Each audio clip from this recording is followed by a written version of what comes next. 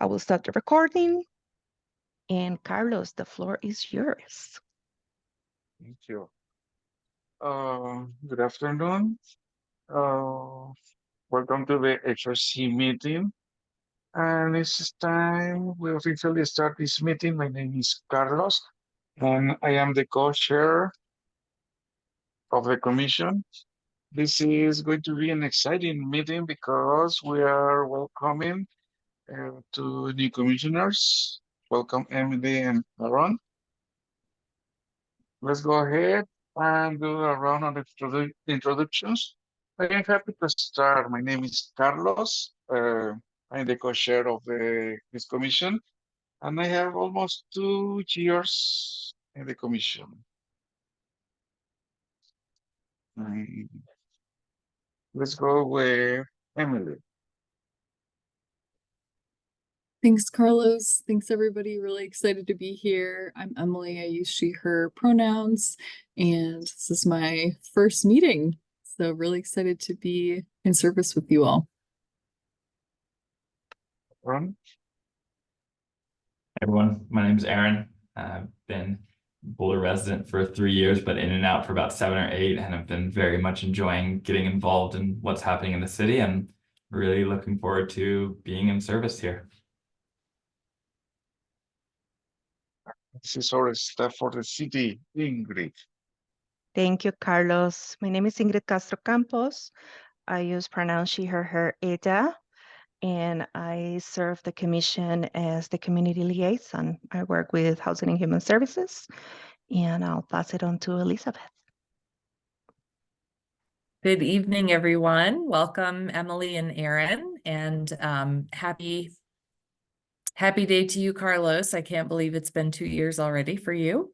My name is Elizabeth Crow, and I serve the city in our Housing and Human Services Department. I work with Ingrid to support the HRC and most of our other staff to support what they do as well in our department. Really, really happy to have you all here. Thank you, Elizabeth. Before we move on with the meeting, I'd like to welcome you to the space. This is, as I said, an interpreted meeting, and I already walked you through this process of selecting the language of your choice. So for audience members that are in the webinar room, please do so as well. I'm just going to go over the decorum of some of these meetings and guidelines that we use.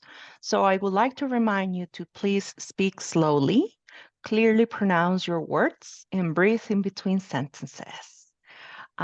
We do not interrupt each other. And if you have a headset or with a microphone, we encourage you to use it. If you do not have it, it's all good. We have one for you actually waiting in our offices, and we will make sure that before our next meeting, you get it. Just stick or choose one language in one channel and stay in that channel. And please click mute when you're not speaking so we can limit some background noise. Avoid also using any sort of idioms like quit cold turkey or be under the weather, since some of those are not necessarily easily being able to be interpreted. The city has engaged with community members to create a coalition for productive, meaningful, and inclusive civic conversations. So these kind of meaningful kind of agreements are in support to the vision that supports our physical, emotional safety. The community members, staff, and board and commission members, as well as the democracy for people of all ages, identities, lived experiences, and political perspectives. For more information about this vision and the community engagement process, you can visit the website that is you can see in the screen, and I will put it as well in the chat. And some of those agreements outline some rules of decorum that are found in the Boulder Revised Code and other guidelines that support this vision.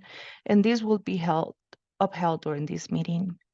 So I'll remind you that all remarks and testimony should be limited to matters related to city business, that no participant should make threats or use any other forms of intimidation against any other person, obscenity, racial epithets, and other speech and behavior that disrupts or otherwise impedes the ability to hold this meeting are prohibited. Participants are required to sign up to speak using the name that they're commonly known by, and individuals must display the whole name before being allowed to speak online. Currently, only audio testimony is allowed online. I'll stop with that and pass on the word to Carlos. Okay, let's continue with our meeting. But I'm going to pass the word to Ingrid again. She is going to lead the oaths for our new commissioners. Thank you. So again, welcome. I did send you both Emily and Aaron an email with this oath. I will read it slowly for you to repeat after me after a few sentences. So if it's okay with you, I will start with Aaron. The oath of office states that I, Aaron Nair, do solemnly swear that I Aaron, do I, am I like having you finish, do you read the whole thing and then repeat it? Because I have it up right now, if that's easier. Okay, I'll go ahead and just do short sentences because it's been interpreted. So it's Oh. preferably that I pause after and then you repeat and then I'll continue and then you go on. In that way, our interpreter doesn't get a big chunk to facilitate the interpretation. So I'll start over. I, Aaron Nair, do solemnly swear that I'll support the Constitution of the United States of America. I, Aaron Nair, do solemnly swear that I will support the Constitution of the United States of America. And of the state of Colorado, the Charter and ordinances of the City of Boulder. And of the state of Colorado and the Charter and ordinances of the City of Boulder. And faithfully perform the duties of the office of a member of the Human Relations Commission, which I am about to enter. And dutifully perform the duties of the office of a member of the Human Relations Commission, which I am about to enter. Wonderful. Emily? I am, okay, I see you now. Thank you. I, Emily Locker, do solemnly swear that I will support the Constitution of the United States of America. I, Emily Loker, do solemnly swear that I will support the Constitution of the United States of America. And of the state of Colorado and the Charter and ordinances of the City of Boulder. And of the state of Colorado and the Charter and ordinances of the City of Boulder. And faithfully perform the duties of the office of a member of the Human Relations Commission, which I am about to enter.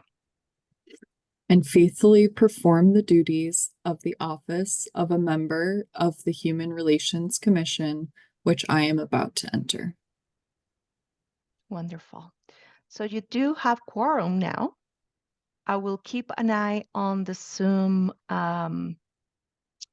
webinar waiting room to make sure that if JH is able to join us as well as Ficker, they will join smoothly and carry on with the meeting.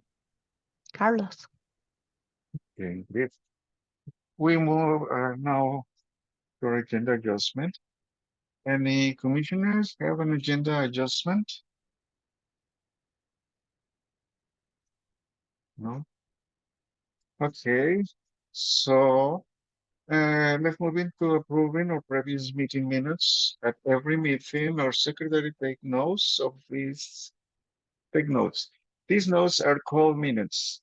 Every month, the minutes are included in our package. We review them to approve them the following month, and that is always part of the agenda.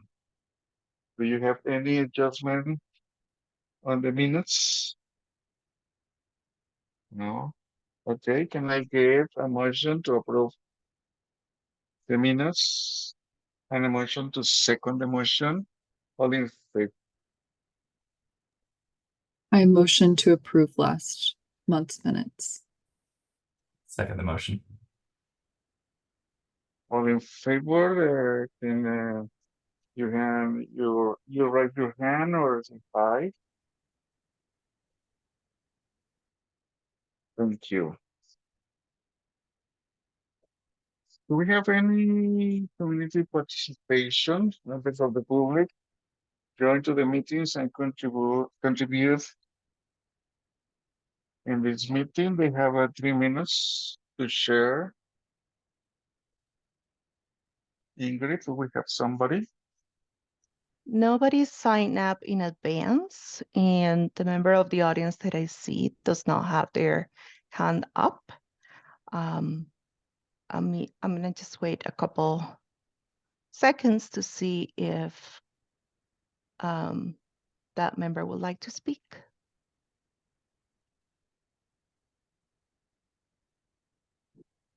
It doesn't seem like it, Carlos. You can move on. Okay. So let's go to action items. I think we don't have any, so let's continue to the description informational items. Now we are at that part of the meeting where we have description and informational items. As a reminder, we do not need to vote, but we invite you to all to participate openly. We have 2 guest speakers, Karina Armstrong from the Center of Meditation and Resolution Center, who also supports the Tenant Advisory Committee, and RG, participant of the Tenant Advisory Committee.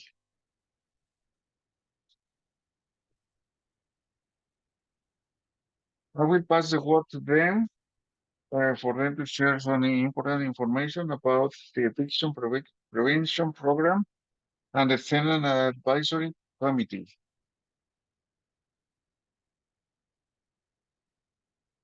Hello, good to see you all.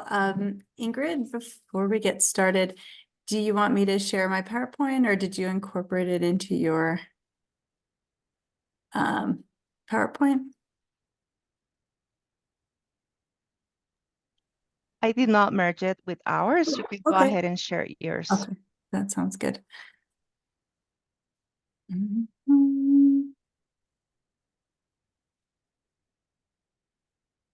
Well, before we jump to that, it's nice to be here with you all, and we understand that at your last meeting, I believe, there was some talk about the eviction prevention and rental assistance program, and it sounded like there was some interest in maybe learning some more, and also learning more about our tenant advisory committee.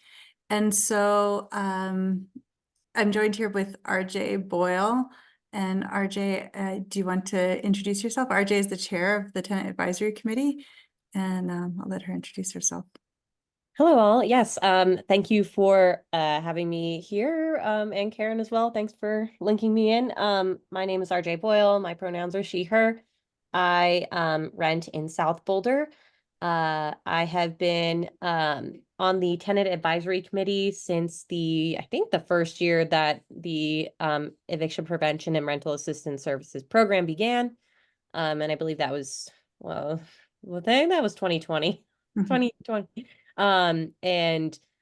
So have gotten to see the program really start and execute and change, and it's been really enjoyable. And so really excited to tell folks more about it. Yeah, I think Karen, Yeah. you were gonna start with our slides, and then I'll jump Yeah, in. so we have just a short presentation, and we have a few questions for you all, and are curious to hear your input on some of the work that we're doing, and see if you all have any other questions for us. So I will just get started. So the Eviction Prevention Rental Assistance Services started, I keep getting the dates mixed up too, RJ, but I think it started with the No Eviction Without Representation initiative in 2020. So if you were here in Boulder at that time, you probably voted, saw that on the ballot, and it passed and it became Ordinance 8412. And the ordinance has a rental license tax to support the program. And so that means every property in the city of Boulder with a rental license is taxed $75 to go into this fund. And we generate about 1.4 million a year, it looks like. And I think this is now our 3rd year. And oh, Ingrid, I'm going to Thank you. quickly. You're going too fast. Yes. Too And fast. I will breathe. just one person at a time. Thank you. Okay. Keep on going. Okay, thank you. Thanks for the reminder. We actually on our committee as well, we're bringing on somebody who's going to need interpretation as well. So this is a good reminder for us. So in any case, so the program started in 2021. And since then, it's grown slowly. Well, and now we're really in full force. What is the eviction prevention? What services do we provide? It's the main thrust of this ordinance was around legal services for tenants facing eviction. That was the main interest for this ordinance. But what we found is that tenants facing eviction, one of the biggest needs is rental assistance. So just with the rising housing costs and just the expenses and inflation, rental assistance is a huge, huge need. We spend the bulk of our budget on rental assistance. Mediation is also an important component of the program for folks facing eviction. And I'll go into that just a little bit more. So who are we? We have one full-time coordinator position, and then a couple of us work part-time on the program. We have a contract with Bridge to Justice, which is a nonprofit legal services agency that you probably many of you know, and they have about 5 to 7 contract attorneys who assist on the program. And I'll go more into that in a little bit.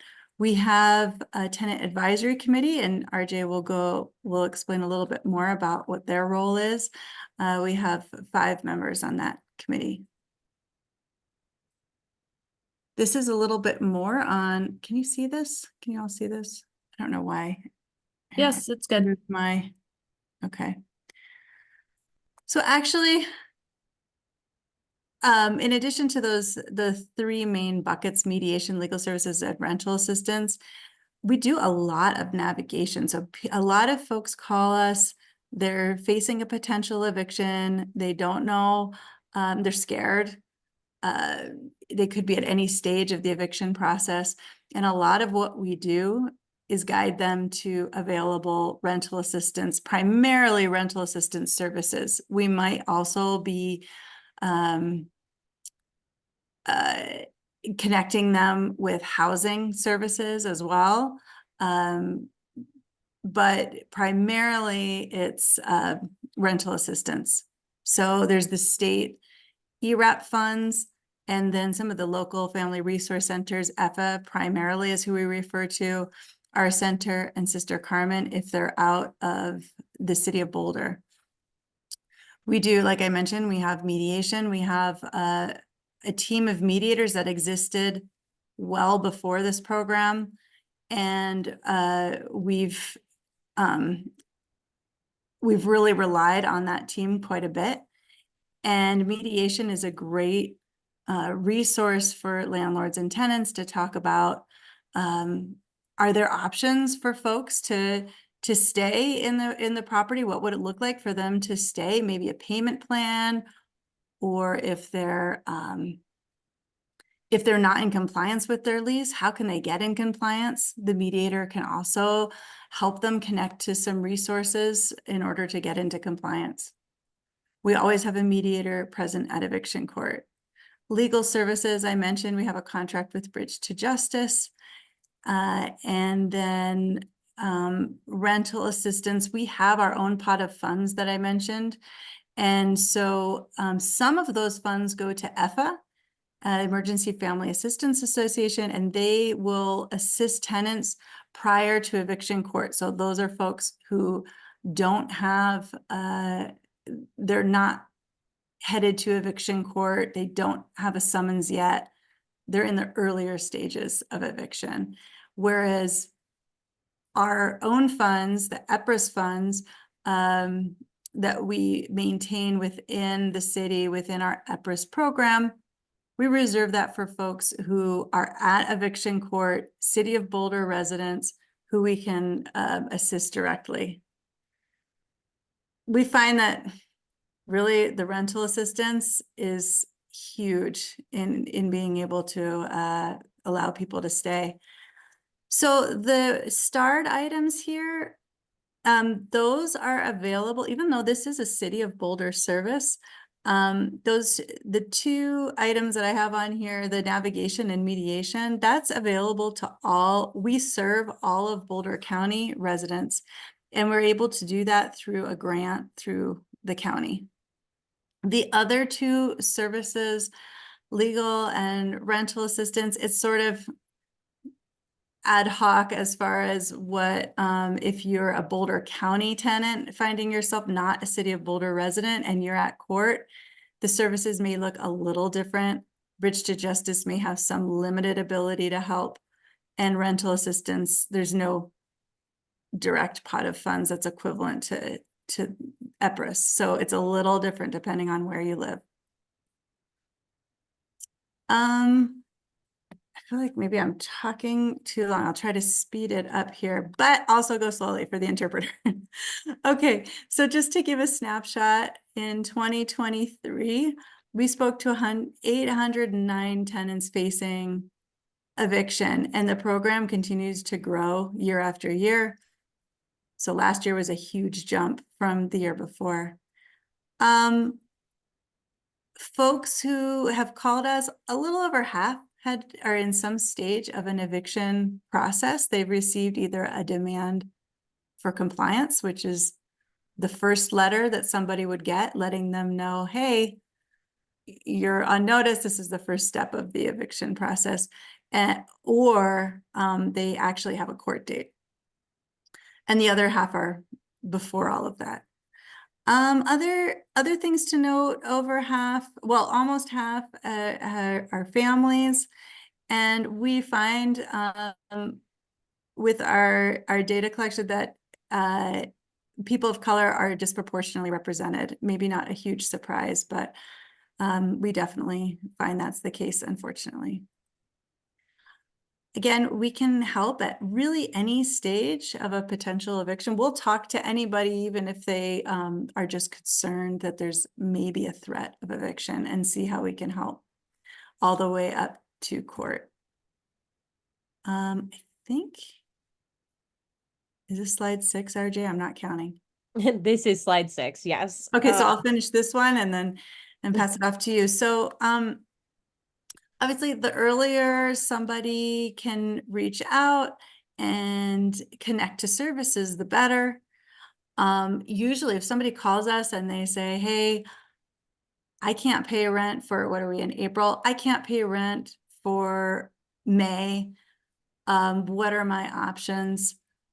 We might talk with them about, well, connecting them to other rental assistance like EFA, or other possibilities if they're a family, if they're a senior, there's different rental assistance services that they could access. So we'll talk with them about their situation, explore options, explore resources, and then also offer mediation if it looks like they might benefit from a conversation with the landlord, with the help of with a neutral party helping to facilitate. Oftentimes that can help solve the issue at hand, at least for the time being. And that can be very beneficial. Okay, your turn. I will pass it over to RJ. She's going to walk through the rest of the different stages of the eviction process and where EPRA services can be helpful. Thanks. This is the points basically prior to the filing of an eviction are where we tend to see a lot of our work occur here in the city. But one of the most laudable efforts of the Department of Housing and Human Services that I want to highlight here is that the folks who show up in eviction court on Friday mornings check the docket to make an attempt to call any of the tenants that are on the docket to help them understand the eviction process and demystify and help individuals feel like the process is less overwhelming, less out of their hands, because one of the biggest things that we started highlighting in the early years of the EPRS program was that some folks just give up on doing something about their evictions because they feel like they have no power. And so one of the key pieces that EPRS provides to folks is education and empowerment in terms of getting them to show up to court at the very least, even if it's terrifying, because there are still options available to them rather than surrendering to an eviction finding that has like serious consequences on someone's financial situation, their ability to find housing later, etc. So after an eviction has been filed, folks can still come to us, and we also cold call you. This is a point where Bridge to Justice, our contract attorneys, may become involved to help you assess what's going on in your proceeding, try and find some advice for you, potentially represent you. This is where rental assistance can become a huge deal. If you are facing an eviction due to lack of rental assistance and an attorney can say, well, we have money, does that help? Often we are addressing some major concerns around the eviction proceeding, but mediation and representation can also be useful for eviction cases where things are more complicated. If there's a dispute between a tenant and a landlord, if we can avert an eviction, but we may have to help someone find a new place to live, not the greatest outcome, but it is significantly better than having an eviction on your record. These are places where an attorney can help us strategize around the effort. The last slide, I think, is at court. So this is what I just highlighted about the Friday morning attendance. We have our fearless leader Jay, along with Karen, showing up each Friday, and one of our contractor attorneys at least, and mediators, as Karen mentioned, in the courtroom to try and catch folks before they're in their eviction proceeding to see if they can intervene prior to that effort. as Karen mentioned already, mediation may be ordered by a judge. There are other resources that can become available beyond even rental assistance. But if we are seeing a case where there is just failure to pay rent, EPRIS can provide that guarantee that money that we have the funds to help alleviate that situation and avert an eviction filing. So that's kind of the points of intervention. This next slide is mostly about the tenant committee where I sit as chair. There are 5 tenants that serve on the board and or on the committee. And there are those 5 individuals have to be renting in the city of Boulder. The intent of that group of 5 is also to try and represent multiple demographics of the tenant population in the city of Boulder. So we have students, individuals with children, individuals where English is a second language, folks who've been living in Boulder since like 1970 something and have seen the way that the dynamics of renting have changed. The committee is appointed by the city manager and serves as an advisory body. And what are they advising on? The assurance that the funds in the EPRIS pool are spent in accordance with the spirit of Ordinance 8412, which is to prevent eviction and address concerns for tenants facing evictions. That gives us a little leeway to talk a little bit more about whether the committee, well, in addition to the committee agreeing on how funds are spent and reviewing cases and saying this is an appropriate use of the funds in order to assist a tenant facing eviction. We have also provided input on some city programs that are pertinent to tenants. If an ordinance is coming through about, oh my gosh, the word's escaping me. So let's say the city is proposing an ordinance that is pertinent to tenants.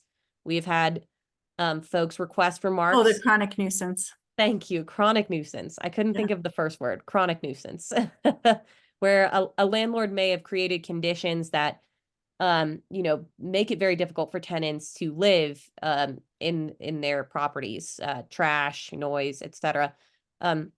We provided input on the contours of that ordinance just from the tenant's perspective.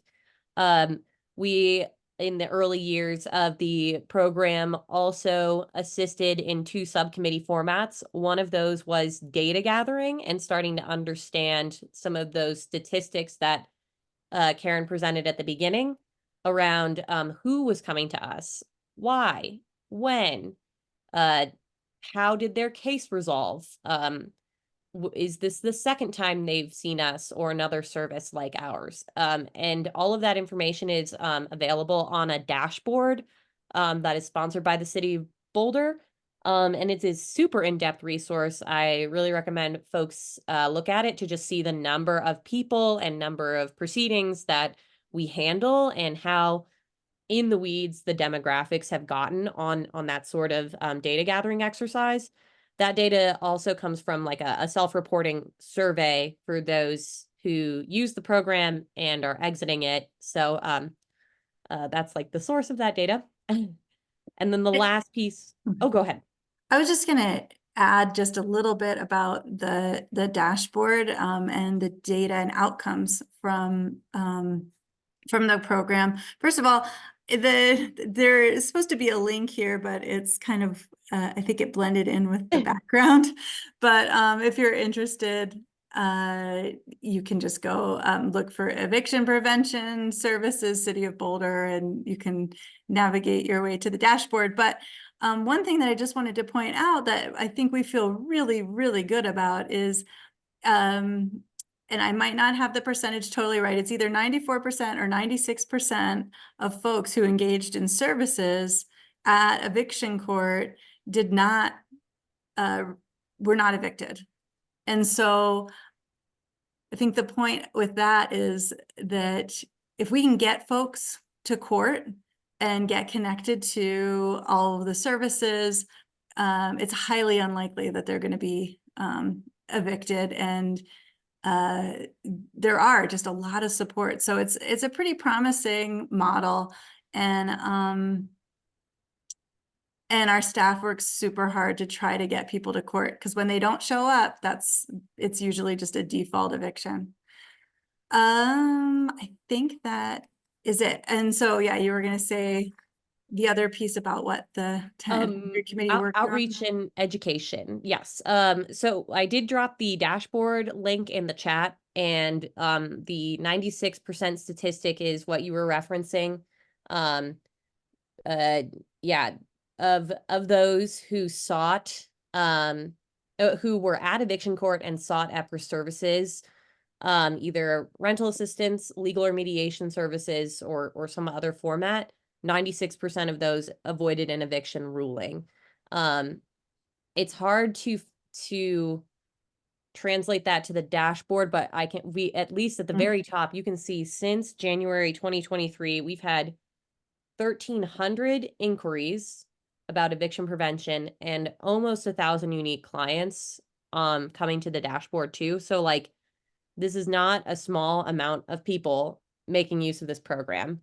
And it's not all of the city of Boulder, because our success is really good. This is probably us being the product of our success in terms of making sure as the committee that folks know about this resource and can access it.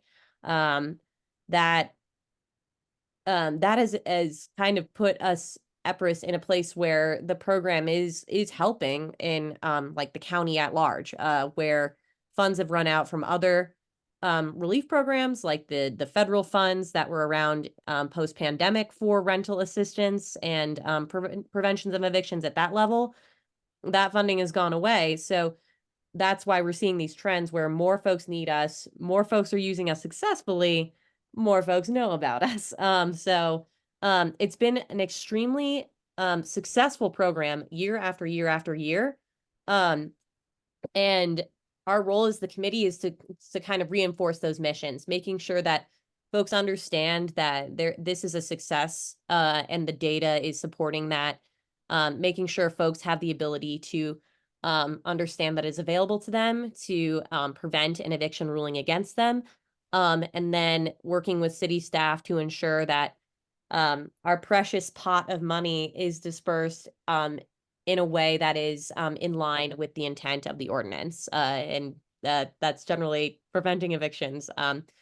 As more folks have come in to the program seeking services, it's gotten way more complicated to figure out where and when and who and how we dispense funds to individuals. And that's been quite a struggle and an evolution of the committee over the past 4 years, is saying we have to be more careful with how we disperse our $1 million budget because in 2022, I believe, by February, we'd spent about like half the funds. We were going to run out of money before the year was like even close to halfway done.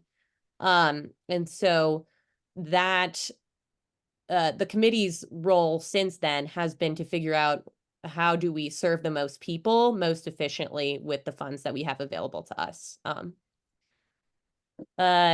Besides that advisory component, we've also advised on resources available to tenants, even besides evictions, like the landlord tenant handbook. It's a catch-all for know your rights, and the tenant advisory committee believes strongly in where that spectrum of helping tenants before eviction extends, and that means empowering tenants to understand their rights in relationships with the landlord, and how they can keep themselves protected and safe in their housing, even beyond the threat of an eviction.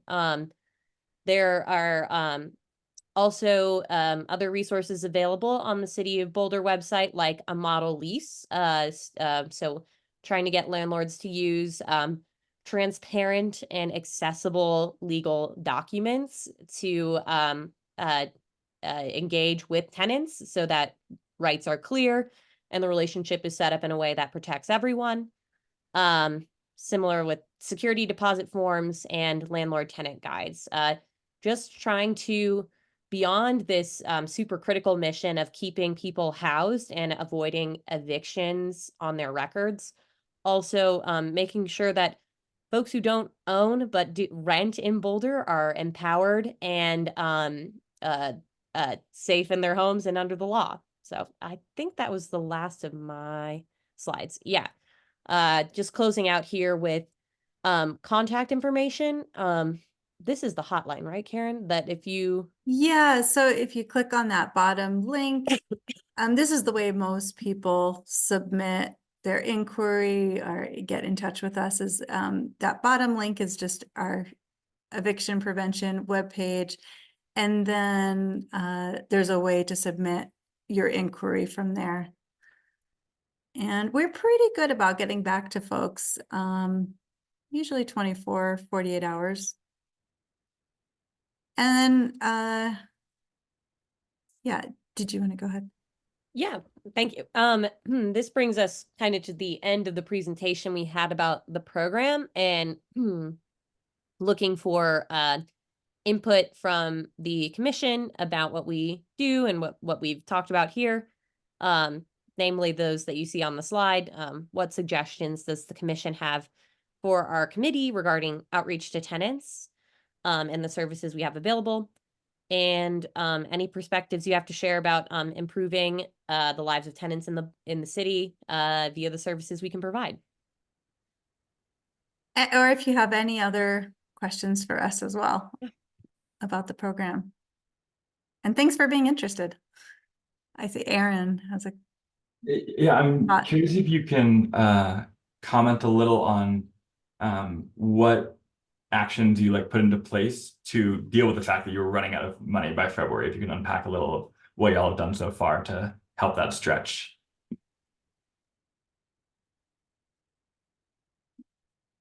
Yeah, that was tough. This year we're in a better spot.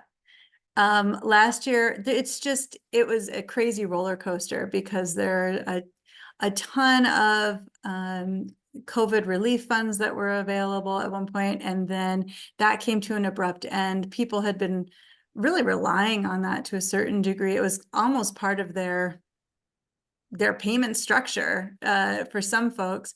And so then it was such an incredible resource. Then they referred everybody to us, and we blew through our funds. And what happened is we used to fund out of our office. We used to fund folks who were at the earlier stages of an eviction process. So maybe they hadn't received a summons for court. They had just received that first demand notice. And so we used to fund folks at that stage.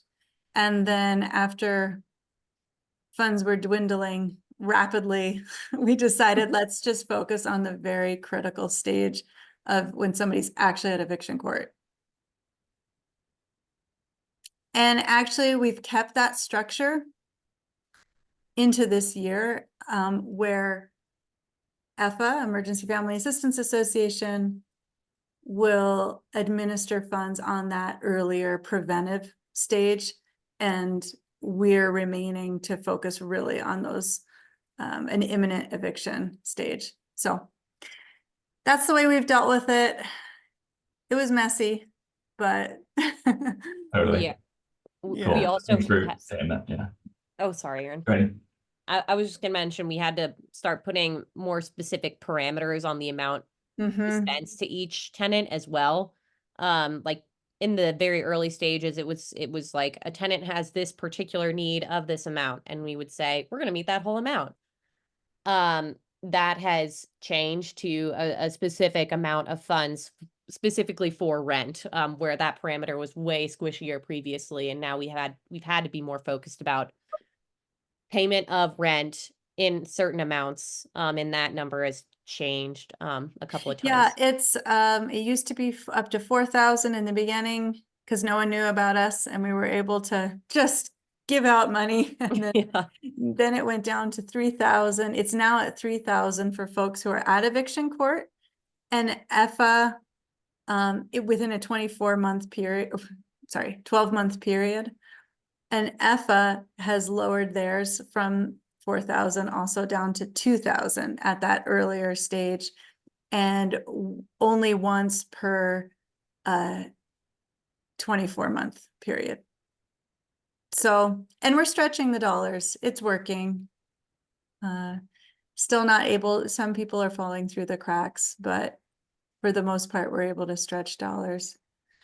And Elizabeth, did you want to share? Oh, that's true. Yeah, we did use ARPA. Yeah, go ahead. Yeah, I can jump in a little bit here, and that is that the city is the we, but the city has also strategically been able to use some of our American Rescue Plan Act, or ARPA, funding to and 1 year recently also some funds that we had available through our Human Services Fund that had not been yet allocated. We were able to add to the EPRIS budget, both for the amount that our city team has available and for EFA. So that's been a great, it's been a huge benefit with Impact, because I think that has really enabled the team collectively to continue to fund more people. These are challenges that nobody, I mean, we generally, of course, know it's our staff's role, and with the Tenant Advisory Committee, our nonprofit partners, to be able to track what the needs are. So it's not a surprise generally, but I think everyone in our community, and including regionally, you know, nationally, has really been kind of really not shocked, but like really kind of blown away by how badly these resources are needed. That just kind of coupled with inflation, COVID, just all the other dynamics that, you know, Karen and RJ have shared. So what seemed like it would be adequate several years ago, right, has just turned out not to be. So we have been able to help add to the amount through our COVID relief funds. That is ending in 2026. And so we are well aware of that and are working regionally with our partners at Boulder County, City of Longmont, primarily, but other government and nonprofit agencies, to plan as much as we can for what will happen next. It is affecting not only individuals, but also families at a time when family homelessness is kind of at the highest rates it ever has been. So these are, that just feels like a lot, right? There's a lot like, oh, you know, it's really bad out there. And our Karen's team is seeing that every day. And I think we're just aware of the great benefit and opportunity we have because we have this program in place. Many communities do not. And that it is, the funds are being used, as RJ said, as strategically as possible to keep as many people housed as possible. Yeah, and I have lots of hope for relying on the mechanism in Ordinance 8412 to increase the licensing fee rent that landlords have to pay just due to increase in inflation. Inflation has had a huge impact on this. Not to mention the other dynamic that I like to point out, which is that there were stops on attorneys filing evictions during COVID. And, you know, those moratoriums are gone, moratoria. So there is, there was an exponential increase in filings as well. And so that was something else that, I mean, just the inception of the program at a time of, you know, no precedent, and then going back to a place of precedence in some ways has demonstrated how we have to change and adapt, where maybe eviction filings were at this rate well before the pandemic and or slightly better, and things have worsened post-pandemic, but that's another complication on top of everything. So Question.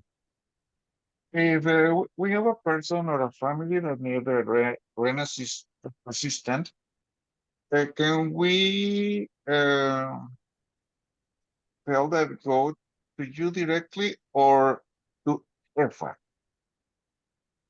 Well, if you know what stage of eviction they're in, if they are not headed to eviction court, they don't have a summons for court, then you could send them to EFA. It's fine to send them to us. We talk to folks all the time who are at earlier stages of eviction. So feel free to send them to us and we'll connect them with EFA or talk through their situation and explore their options. And if they're headed to eviction court, definitely send them to us, please.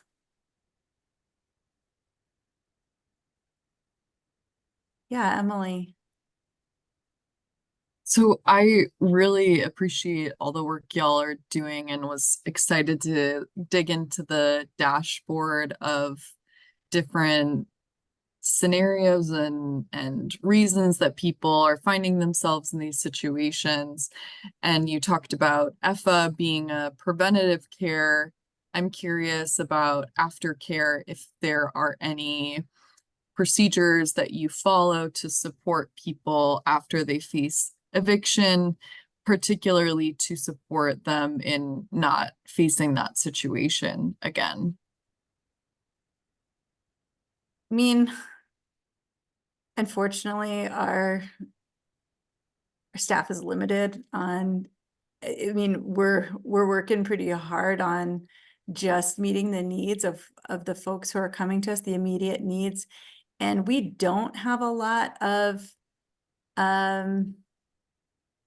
supportive, like ongoing supportive services to folks, unfortunately. And I think that is a little bit of a, potentially a little bit of a gap in our community, particularly if somebody has to move out, because that does happen. When RJ mentioned, you know, preventing eviction, preventing a ruling of eviction is different than keeping your home. Some people do have to move out in a very short time frame. You know, maybe we're able to negotiate an extra week or two, but they might have to move out and they may not have nowhere to go. And so those housing navigation resources, we have lists that we can give them of low-income housing, available units, that kind of thing. There's a handful of resources and lists we can point them to, but there's nobody really holding folks' hands on that housing navigation piece. And so, and then as far as the rental assistance and stabilizing somebody, sometimes we'll see folks, there's definitely repeat folks who come back to eviction court, unfortunately. And then we're looking at more limited resources because they've already tapped into many of them usually at that point. Sorry, I don't have a better answer for you. I appreciate Probably not a surprise. Yeah, the honest answer. And that was part of my question, if there was any sort of case management ongoing to support them. It sounds like there just aren't the resources at the city level. I would add too, like the mission of the ordinance is very narrow. It's something that the committee is kind of like about because it is truly about you know, it like thinking of the context in which the ordinance was passed as well. This is about triage in some ways where there is a need to pay rent, and we can do that by providing rental money. So it's been a tough thing to watch in the wake of, again, in the wake of 2020 in the world we live in, where it's not just payment of rent that can complicate someone's ability to stay in their home.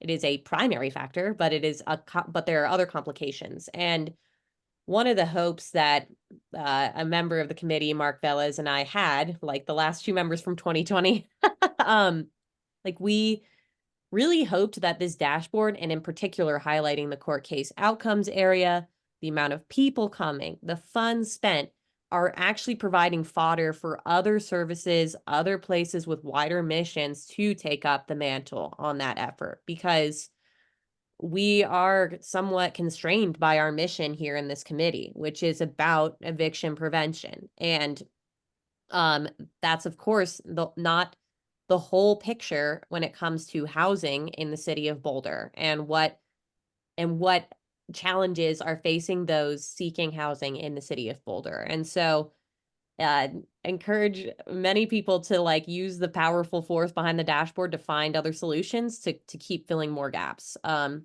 It feels hopeless, but it's like, but we tried to create some action forcing areas too. So yeah.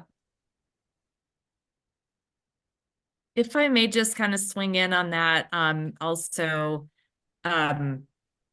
what both Emily, RJ and Karen shared is 100%. And we as a city, and specifically our Housing and Human Services Department, do have lots of other programs. Are they meeting the need 100%? No. But we have case managers on staff that help older adults and families with students at Boulder Valley School District. We fund many organizations in the community that provide food and childcare assistance and kind of help address all of the other expenses aside from rent. And some of them in addition to rent, right? We have direct cash assistance programs, lots of ways. You know, some of our staff have different buckets of money that they can help pay rent in addition to EPRIS. So just to emphasize what RJ said, like this program has a very specific and somewhat narrow and very meaningful purpose, and it is by no means the only thing. So we directly have case managers, and we fund other organizations to do that and have programs as well. So, and again, I say that it not pretending that it's meeting the needs of everyone, because it's not. But there are a lot of other programs and investments out there that are helping as well.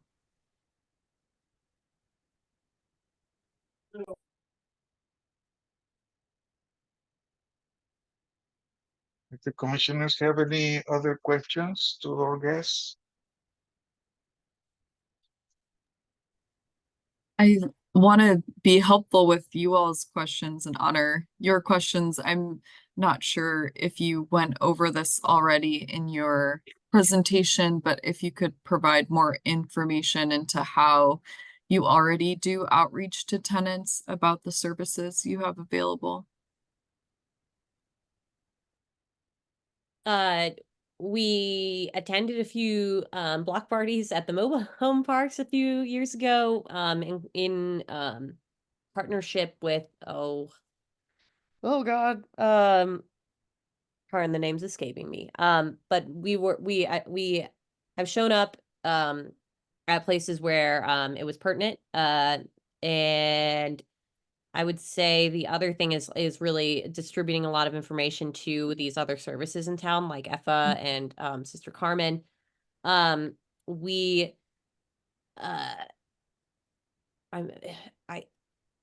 my God, it's blanking on me now. We sent an outreach subcommittee also into like an action planning phase where they were also identifying how they could notify folks about that. That was back in 2020, and I was not on that subcommittee. So now, Karen, I will defer to you because I've run out my knowledge on how on the other outreach efforts. Sorry about that. People have seemed to find us, and I think it's mostly from the other agencies, like the usual places where people go. EFA is a big one, and at the time, Boulder County Housing Helpline was a really big one. That's where everyone was going for assistance, and then, like I said, they funneled everybody to us. I think those are the big ones. We've had a couple of press releases associated with the program over the years with our annual reports. We notice a bump usually when those go out.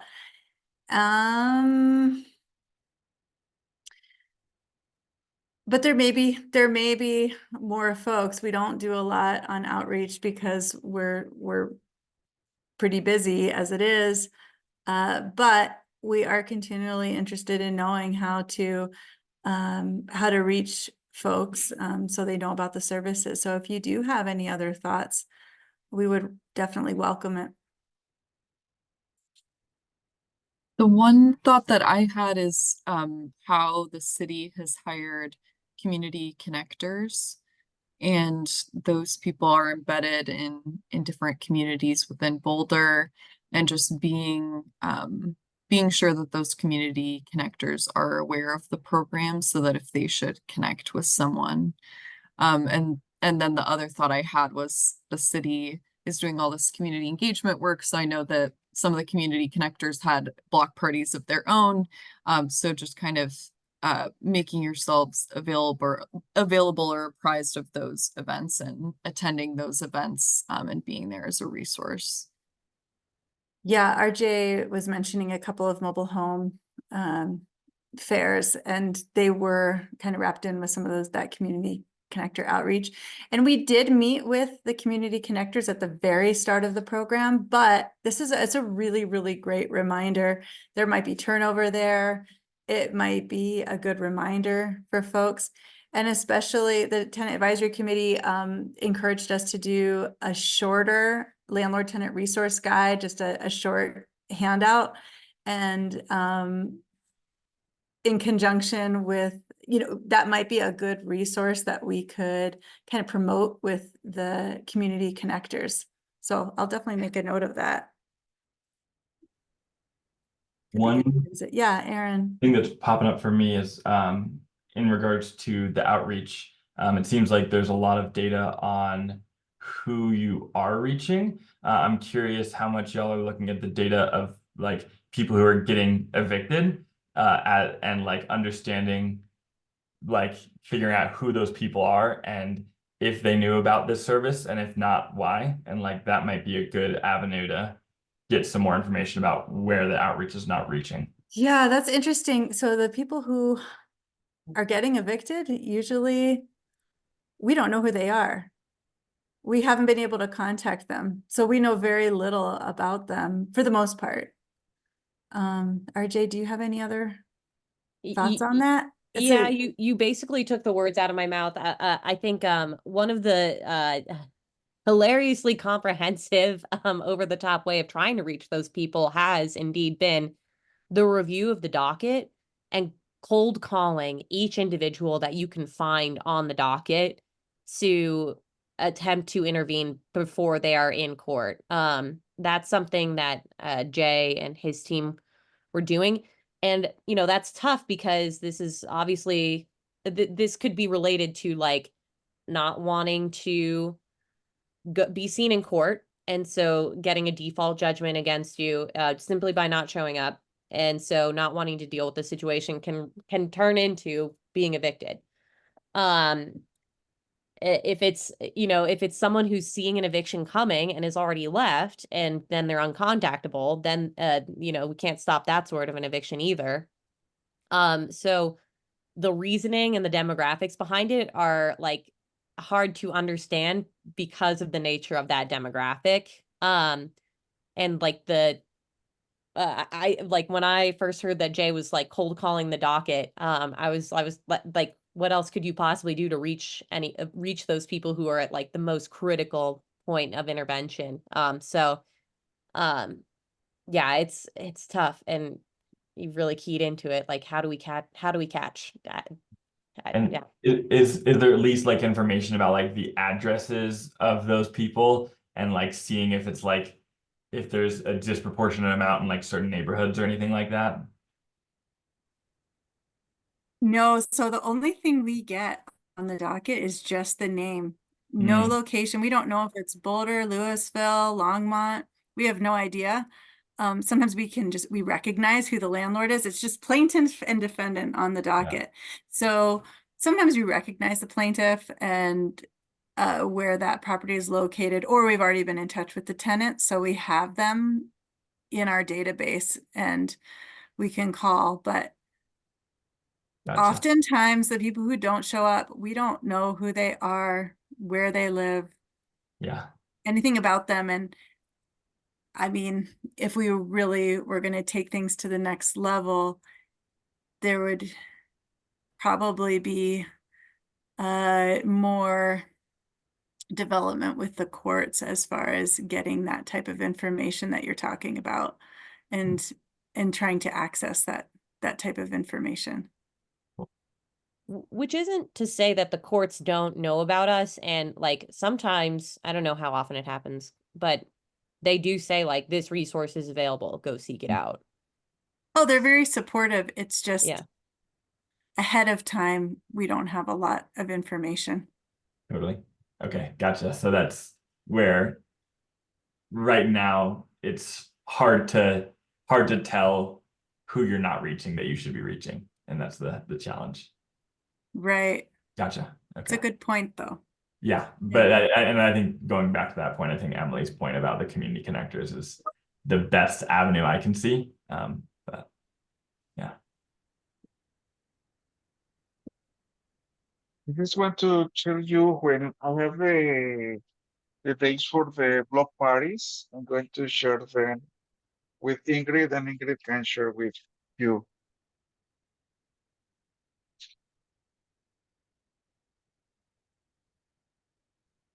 Any Thank other you so much. question? You're welcome. Any other question that we have? No? So thank you so much for to our guests, speakers to join us tonight. Well, thanks so much for having us, and it was really nice to meet all of you. And we'll see, maybe you all can at some point come to one of our meetings as well and share what you all are up to. Definitely. Thank you all for your time and interest and engagement. All right. Have a good evening. Bye. Thank you. Okay. Now we are moving on to the staff update. Go ahead, Ingrid and Elizabeth. Thank you, Carlos, and welcome, Fikir. It's good to see you. Hi everyone, I'm sorry about the background music and that I'm so late. Hi Erin, hi Emily. I'll talk to you guys after. Sorry, I'll go ahead and share my screen now. And we are in perfect timing, actually. It's 7:15, so we can move on into a staff updates. And Elizabeth, I'll let you take it from here with the City Council priorities and the overview of the retreat. Sure. Hi again, everybody. So this is just a time when HRC members get updates from staff. Just to note for Emily and Aaron, what Fikir and Carlos and other members, JH and others already know, and that is that if you're very interested in hearing from our staff, support staff, Ingrid or myself, about any particular program ahead of time, please let us know ahead of time so that we can, kind of get the information for you if we don't know it automatically. We're also just happy to share what we have here. And if there are other things that you are interested in, you're like, hey, can you speak to it? Happy to do that if we can. If it's something we'll need to check on, obviously we can follow up later. One thing that we put on this agenda for staff update is a report briefly on the City Council retreat. This is something that has happened in various ways over the years. This retreat happened just recently. a 2-day retreat where city council members come together to think about, to propose their priorities for the next 2 years. Understanding that some issues and situations that we're addressing as council members and as staff can't be resolved in one council or election year. And so they usually go on for quite some time, particularly if it's a big issue, a new topic, or a new program. So this year, the notes from kind of the official notes from the retreat are not quite yet available. There are a number of different news articles because reporters were there in the room.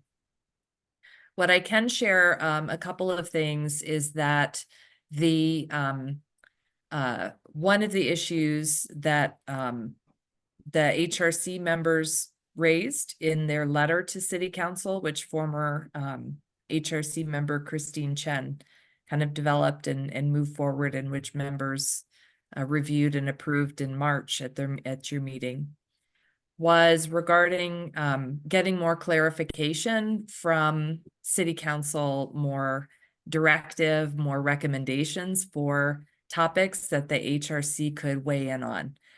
So that letter did go to them. There was a one kind of recommendation for a priority proposed by council members was to really clarify and look at some of those topics. In the course of the discussion, what was shared is that for a lot of the issues that were brought up by council members, they're already on the city staff agenda. They already are priorities that staff are working on.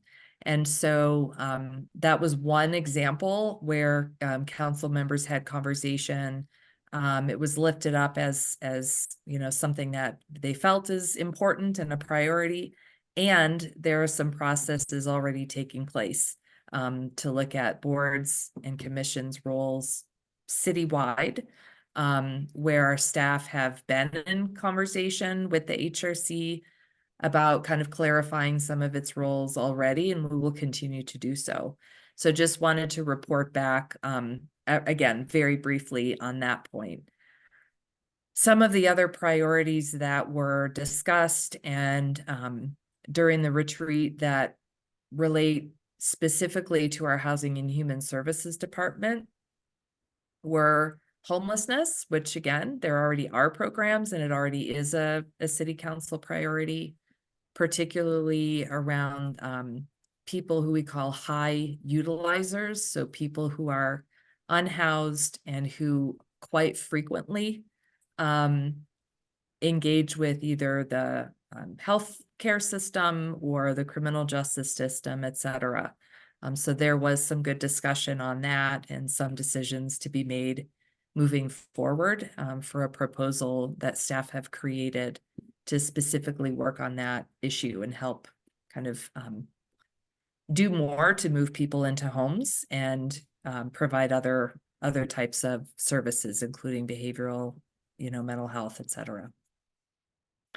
There are several other items that were discussed that are not necessarily kind of in the scope of the Human Relations Commission. I'm happy to take any questions that you have, but otherwise Ingrid or I can share with you proactively when the notes are available for that from that retreat. And I think, Ingrid, you've included in the slide some news articles. There were several: Boulder Reporting Lab, the Daily Camera, some other news agencies. So obviously, feel free to check those out as well. Any questions about that? Again, that's very brief summary of 2 days of their meeting. Okay. Ingrid, shall I just share about minimum wage as well while I'm going? Okay. Sure. Go for it. This is minimum wage is a topic that the Human Relations Commission in years past has helped to address in our community in Boulder. More recently, this is a topic that has involved a whole region within Boulder County, the county government, And all of the cities within Boulder County have been researching and exploring whether or not to raise or increase the minimum wage county throughout our communities. And the Human Relations Commission has been approached a couple of times so far by city staff to help with outreach to community members, including people who are employers and employees or minimum wage earners. And last week, we just shared a reminder by email with commissioners that on Saturday, there was a final kind of in-person engagement event for this process for City of Boulder community members, as well as a survey, which is now closed. So we've provided the webpage for the minimum wage topic or issue in the slide deck. And Taylor Ryman, who's with the City of Boulder staff member, she has been one of our point people on this topic or this issue, is planning on coming back to the HRC in the next couple of months to get some more input from you on the kind of the report of the findings and where that will go next to our respective government agencies. And then lastly here, just a reminder that you all can sign up to directly receive the Housing and Human Services monthly newsletter. It's a pretty quick read. We try to keep it very short and to the point with lots of different program updates, engagement opportunities, and announcements. So encourage all of you to take advantage of that opportunity to find out what we're up to. And again, if there are anything that you have questions about, you can always reach out to directly to staff members through myself or Ingrid. And certainly if there are topics that the HRC wants to know more about, you can just let us know that way as well. Ingrid, what did I miss? Anything? No, I think you covered it all. I can go ahead and move into the next slide, which I'm excited to share about with you all. So just a little bit of context for our new commissioners here.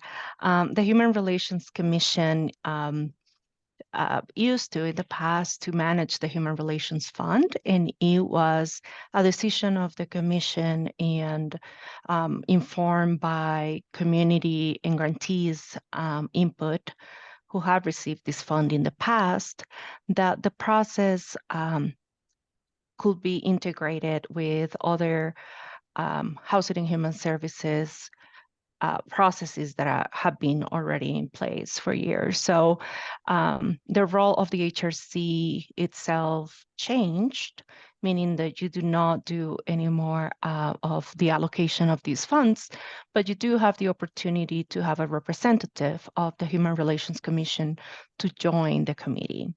So that is just a little bit of context for you to dive a little bit deeper into the fact that the application, the second cycle of the Human Relations Fund application cycle is open. It opened a couple of days ago, and it is for organizations and community-led events that will be scheduled for June to December of 2024. So the way it works is that there's two main application cycles, and organizations and community-led groups can plan ahead of time, apply for funding, and for this period of time. The other application cycle will open in October, the second one, and it will be for events happening between January and May of 2025. So the application process closes on September 30th. And just as a reminder, this is a fund that is intended to raise awareness of civil and human rights. And part of the work plan, and I will open the spreadsheet here in a second, includes the list of events that are funded through the Human Relations Fund. So you have access to those and information that is readily available to you to be able to see where those funds are going and what kind of fun events you can participate as a member of the Human Relations Fund, and then bring back what you have learned and share with your peers here at the Commission. For more information about the Human Relations Fund, the link is here, so please share it with people that you know in the community who might be interested in applying. The requirements and application process was significantly simplified during this process of reallocation to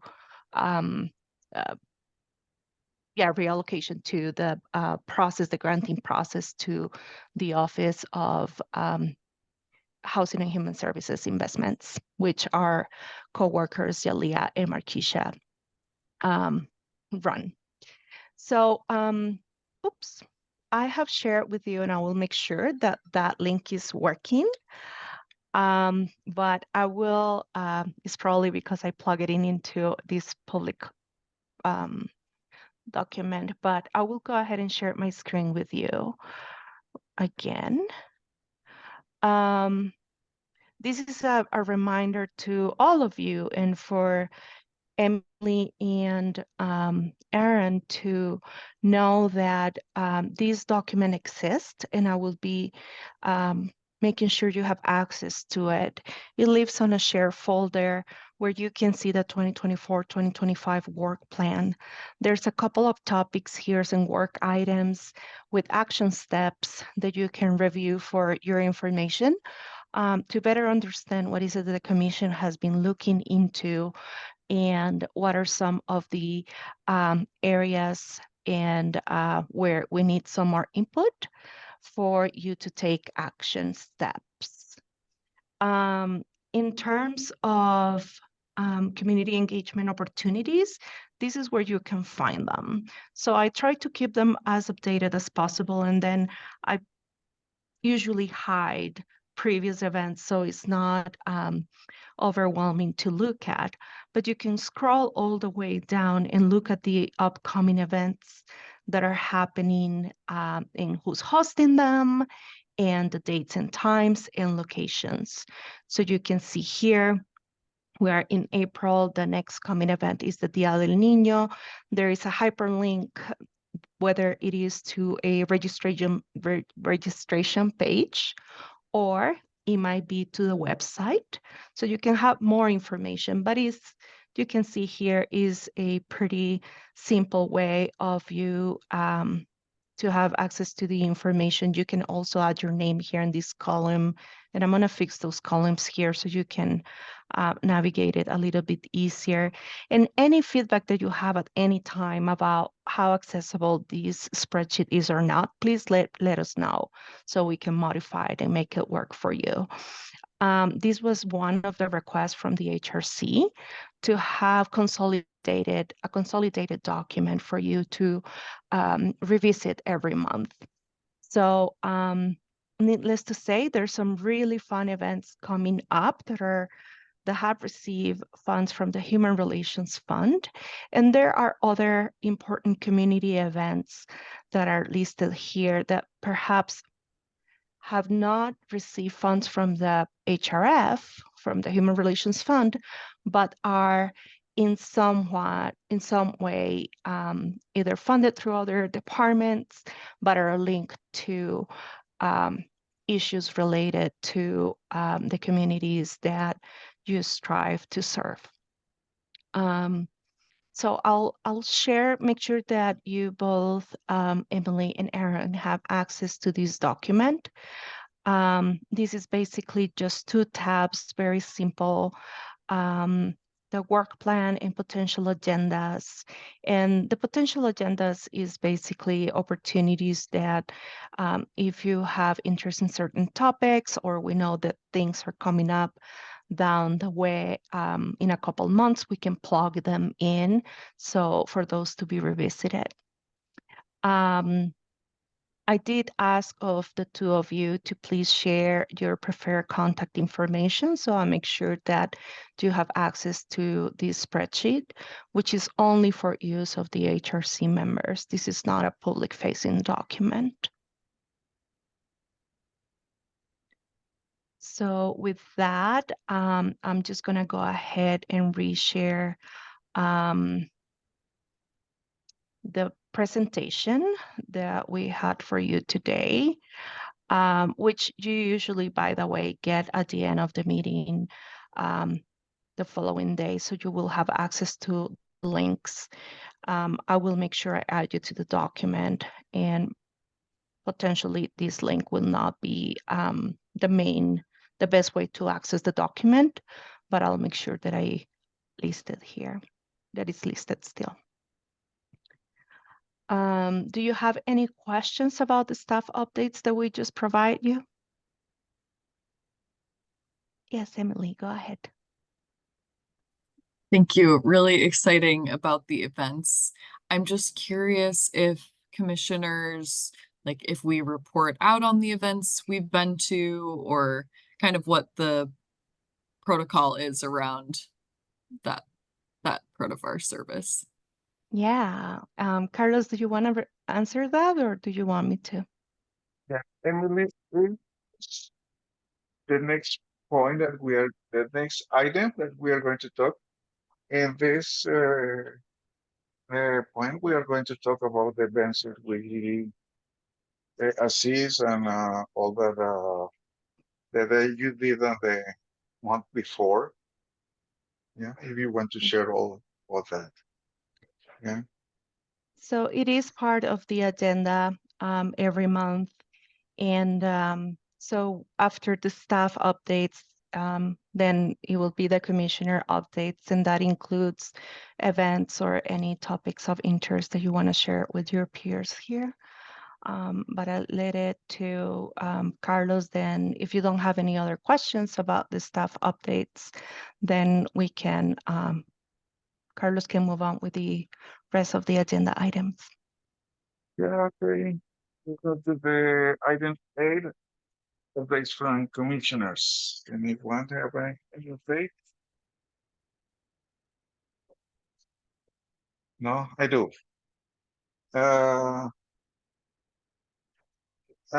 Elizabeth talked about the minimum wage, and I was in the last meeting Saturday, and it was an interesting meeting. It was in English and Spanish, and 2 points that we talk in this meeting is what is the positive of the minimum wage and the negative.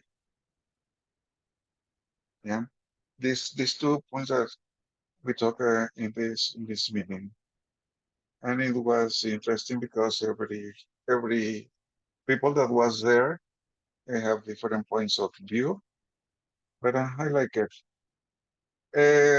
It was in Spanish because they went to a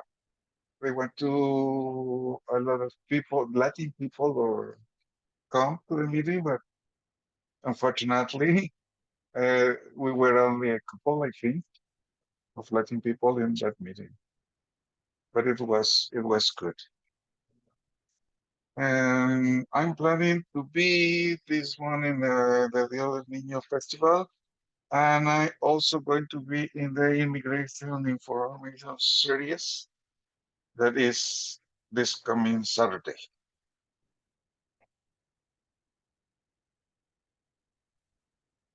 Any questions or something that you want to add? No? Good. Because we are almost at the end of our meeting. If we don't have anything else. Fikir just texted me that she's going to transfer to her phone, but she will be rejoining pretty soon. I wanted to share for Emily and Aaron that I have placed an order for you to get your name tags where it has your full name and it says that you're a member of the Human Relations Commission. So we do encourage you all to wear it proudly at any community events and engage with community members at these events. And then you bring up your learnings and wisdom to the space. Those will be probably delivered in a couple of weeks, definitely before your next meeting. Carlos, go ahead. Thank you, Ingrid.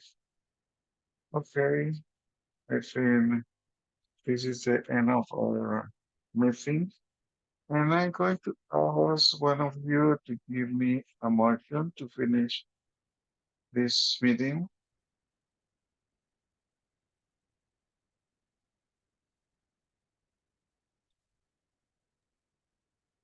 Speaker's Speaker. back. Is that what you were saying, Ingrid?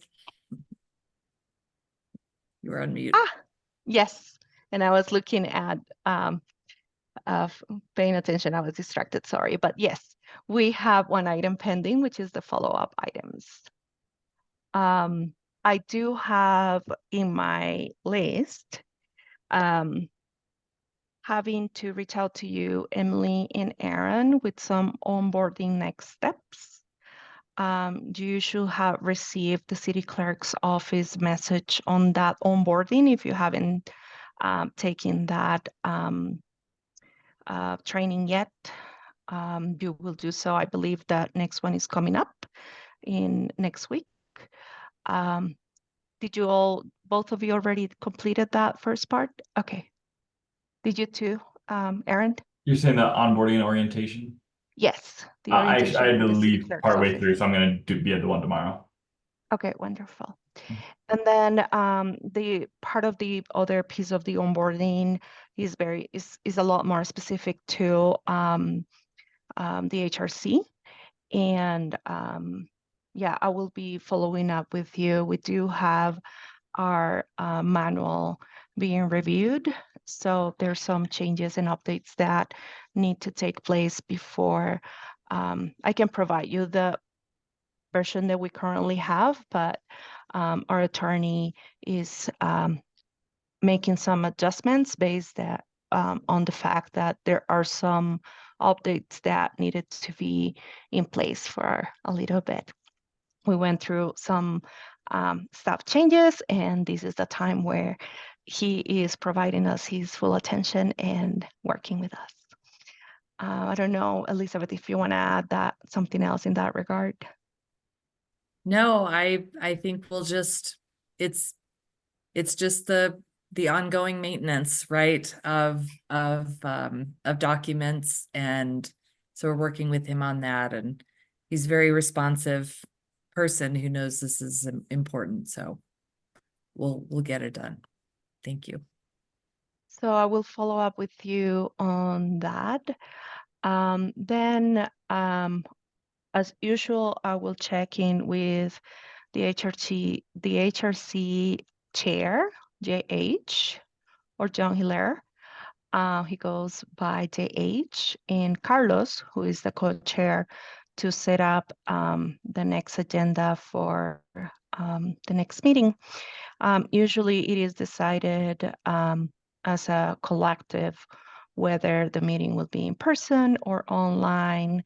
In the last meeting, they decided that it would be every other month, but I would like to know if you have a preference so I can move on with the logistics of planning for that. Will there always be a virtual option for meetings? Mhm. Okay. There always is. Public participation is only online, so we always have the webinar activated. So that is an option in case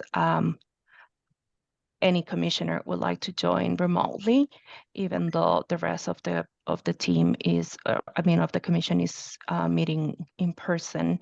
I'll have to say that usually meeting in person is really fun. It's an opportunity to connect. There's always, we provide you all with dinner, and we do it at one of our municipal buildings. Yeah. And I do have to eventually see you to be able to give you your headsets. Because of our meetings are interpreted. I'm knocking on wood, super thankful that today interpretation worked very smoothly, but usually we have a little hiccups along the way, and it's been a great learning experience for us to ensure that we can exercise language access. I don't have any other items to follow up. Elizabeth, do you? No, nothing to follow up on. And just to share, because I think there's been some communication in the past at meetings and on email that one of the items we talked about, and by we, I mean the HRC, right, kind of talked about with staff at a retreat a couple of years ago, is that if there are not any pressing or timely agenda items, you can choose not to meet. We're not suggesting that you don't have meetings, but it is up to you all to decide. It's most important for city staff that our boards and commissions engage meaningfully. And so you do have the opportunity to say, you know what, we don't have anything this month. We're going to go to events instead. We're going to, kind of get out in the community, whatever. So just wanted to bring that up as we talk with JH and Carlos. That is always an opportunity. And if you all have agenda items in mind, you can just communicate directly to them to kind of share your thoughts.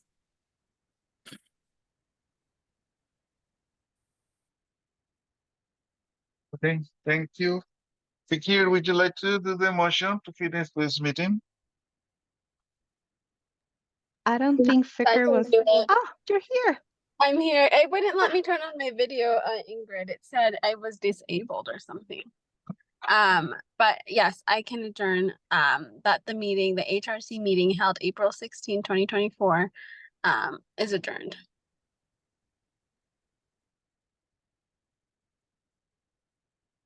Somebody second the motion? Second the motion. Thank you. So our meeting for today is finished. Thank you everybody to be here. And we are going to join next month. Thank you all so much. Thank you, Ingrid, Thank- Elizabeth, Thank you. Carlos. Bye. Thank you, Emily, Maya and Aaron, Elena. welcome, and Fikir, thank you. Thank you. Nice to meet y'all. Mhm. Take care. Absolutely. Bye-bye. Bye.